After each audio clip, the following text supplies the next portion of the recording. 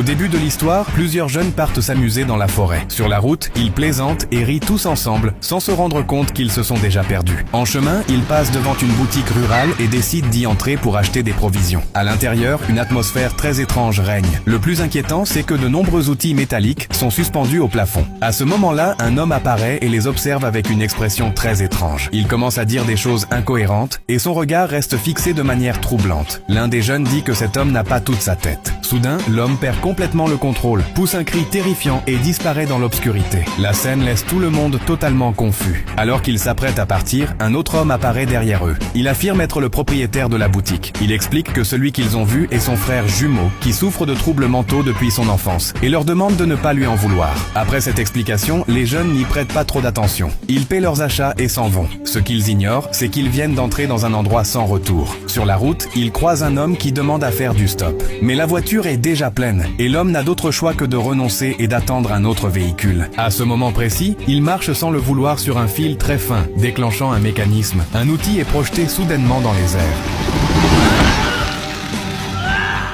Pendant ce temps, les jeunes, qui ont déjà quitté les lieux, ne se doutent de rien. Ils arrivent près d'un ruisseau pour camper, sans savoir que cet endroit ne leur appartient pas.